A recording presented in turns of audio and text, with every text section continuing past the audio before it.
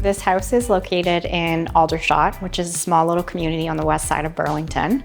This house was a custom new build home for a couple of clients of ours who run their own businesses and their two daughters.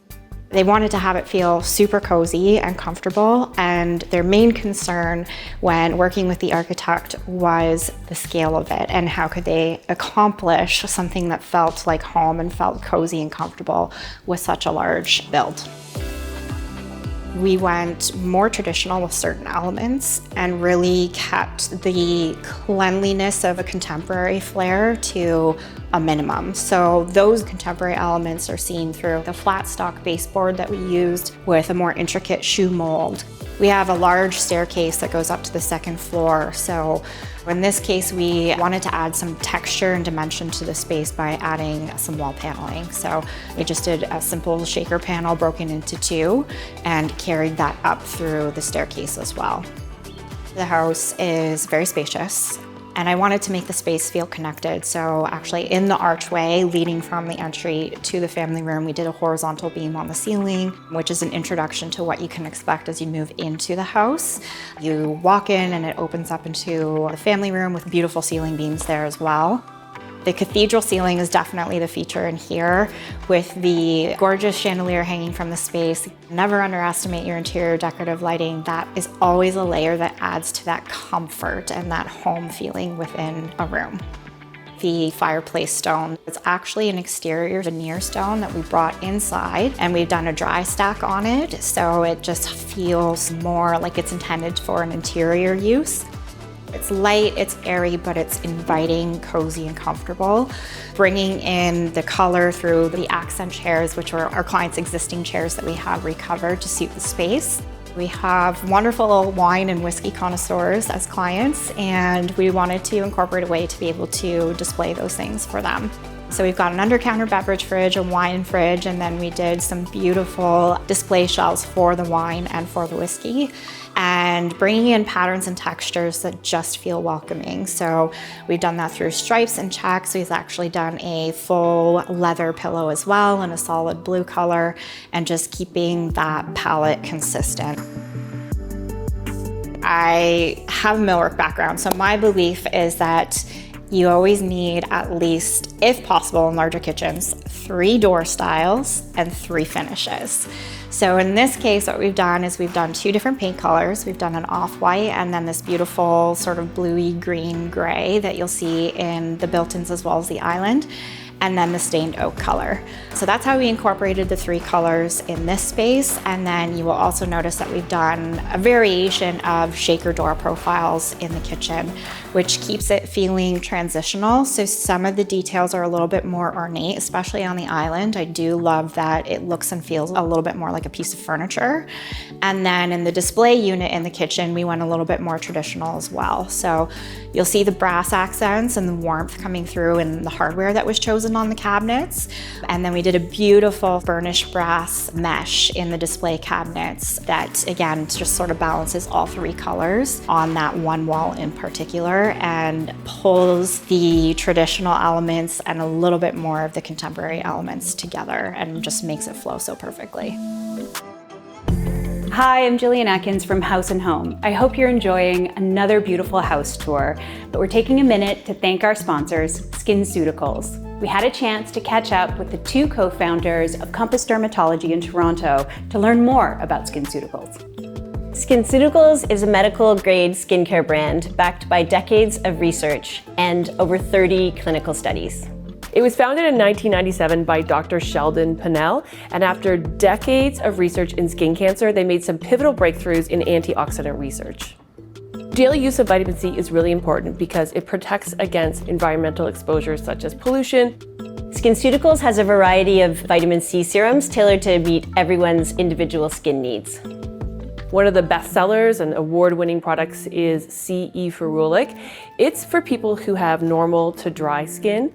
Floritin CF is tailored for those with oily to normal skin, and it's a great addition to a skincare regimen of anyone with excess pigmentation. And then the newest kid on the block is Silymarin CF. It's fantastic for people who are acne prone. It's actually my personal favorite as well. Not all vitamin C serums are the same. In order to penetrate into the skin, topical vitamin C formulations must be formulated according to the Duke parameters.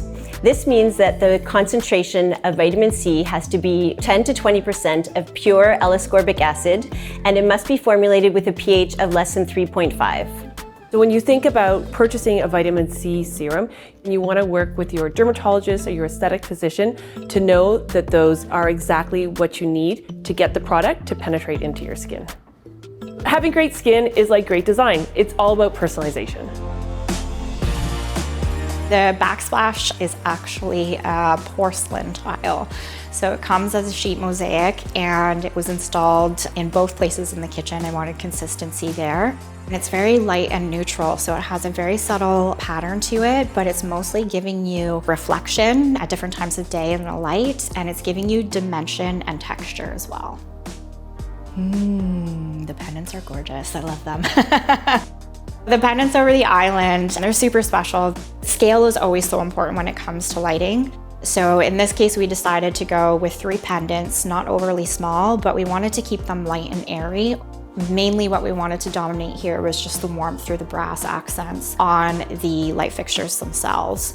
The back of the house is all windows pretty much, so wanted to keep that view just to keep the whole space flowing throughout. For the dining room, because it's in its own little alcove surrounded by windows, we wanted to have something that would anchor the space, and in this case that's definitely the table. It's a large table, solid oak, and we wanted to have it set up for 8 every day but be able to have 10 to 12 sit at it. So the space is large enough to do that. We did do a built-in bench on the one end, so when our clients are entertaining or hosting, they can add the leaves onto the table, pull that over to the bench and accommodate more seating. Again, the light fixtures and the brass tones just to keep it light and airy, keep that warmth, especially when you have lots of glass behind something.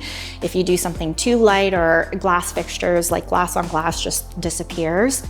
We also introduced lots of color and pattern in the chairs that carries through the kitchen and family room space, which was really fun. And then lastly, in that space, the ceiling detail is pretty amazing. I wanted to do something that was not shabby chic. I'm not a huge fan of that word. I don't love things that are super rustic, but in this case, we did do just 2x4s on the ceiling that we painted out white. And then we did pine on the ceiling, just tongue and groove. And I worked with the contractor's painter and finisher to get that little bit of a whitewash where the pine shows through just a tiny bit. So it's a bit more of like a refined or sophisticated version of a rustic or more shabby look. In the pantry, what we incorporated for our clients in there was an extra prep sink, lots of open shelves for pantry storage and easy access. We placed their microwave drawer in there as well as a secondary dishwasher. So it's a really great space to just dump all the things, hide it all away, keep your main kitchen nice and clean and easily accessible just off the one corner. On the other side of the kitchen is actually the side entrance access. So you can come in through the garage as well as go out to the backyard, but we set that up as a mudroom. So lots of storage for our clients' everyday things for all season, and we incorporated some custom built-ins as well. They have 2 young kids, so coming in and being able to organize all of the things, especially in winter, into their own little drawers and then have the open space to be able to sit down, hang backpacks, lunch bags, things like that was really essential for them in this space. Just off the entrance, we have the powder room in the house. These are spaces that you can always have fun with, and our clients, fortunately, were so trusting with us, and we did a really, really fun wallpaper in there. We brought the wallpaper about 3/4 of the way up the wall, ended it with a beautiful wall molding, and then did a crown molding in there. We did do a wall mount faucet as well, rounded edges on the backsplash, brought in a little bit of a nautical feel through the rope detail on the mirror, and again, bringing in warmth through the oak vanity itself. In the primary bedroom, what our client initially asked me for was something that was very serene and monochromatic. Her idea shifted a little bit and she became more open to adding a bit more contrast.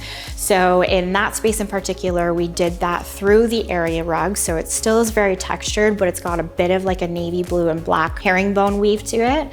And then the nightstands, we went darker and did a stain on the nightstands as well. Otherwise, the whole space still has that very light and airy, more monochromatic feel. So we really had to create that dimension and the shadowing into the space. So we've done that through the ceiling beams, which are all painted out as well. And definitely the applied molding on the wall throughout really is what makes it feel cozy. We just did a really nice mosaic fireplace surround. It's got a little bit of a blue-gray detail on it as well. And then the mantle, I wanted it to blend in and flow with everything else in that space. So I wanted the little bit more sharpness and squareness around the edges, and then having that flow with the wall paneling. Bathrooms are a space where it can very quickly feel cold and too monochromatic, so it's always really important to bring in special little details that give you the warmth in that space. So in the primary ensuite, we did that with the floor tile mosaic. So it is a porcelain, it's not a marble, it's very easy to clean, but we did do a darker grout line. So number one, it's easier for cleaning and maintenance, but number two, it's adding some depth and dimension and texture into the space as well. I love to do a stained vanity. So we did the oak that is similar to the nightstands, but again, balance that out with a little bit of a contemporary flair by just doing a simple beaded molding around the outer profile of the doors and drawers. Again, it's just about creating those layers of different design elements to bring the warmth into the bathroom space. We worked quite directly with our littlest clients to figure out, what colors they loved, what they were into. In this case, we wanted to have some extra fun in these two bedrooms, so we actually ended up using wall decals. It's not a wallpaper. These are little confetti dots in pastel hues. I actually hung them on the wall, and it was so much fun to do. And they're very easy to peel and remove off. In the off-white room, which is a little bit of like a buttery yellow color. It's so lovely. Same thing, so a little bit older, but they are just wall decals that go on the wall, add some interest, some dimension, some texture to the space, and create the space that makes it more playful and cozy for them and personalized to them. In between the kids' rooms, we have their ensuite. So it is a double vanity washroom, and it actually started with the floor tile, which is so fun. And that translated over into creating this really saturated blue for their vanities. And yeah, we had a lot of fun in these spaces. The playroom upstairs for the kids, we kept most of the walls fairly neutral, but we did do one accent wall where the diamond-shaped window is, just because it's such a feature as you actually come up the stairs. That's what you see in front of you. The girls love shades of pink, so I picked something that was a little bit more mature and can grow with them, but we did actually have fun with that back wall. It's super subtle, but we did put gray polka dot stickers on the back wall as well that are really easy to remove. The main concern that our clients had, as I said in the beginning, was just the scale of the home and how on earth they were going to accomplish it feeling cozy, like it was their house and it belonged to them. Since they moved in a few months ago, the feedback has been wonderful, and I can say we met their goal of being able to come into their home and their space, and they've told me it doesn't feel overwhelmingly large to them. Everything feels perfectly to scale. One of the most heartfelt moments for me was our little console table behind the sofa here. Their oldest daughter cooks dinner every Sunday night, and they actually move their island chairs to this space and have a TV dinner that they made. And it's things like that that just bring me so much joy as a designer, where you can create these special memories in your home and feel really good about it.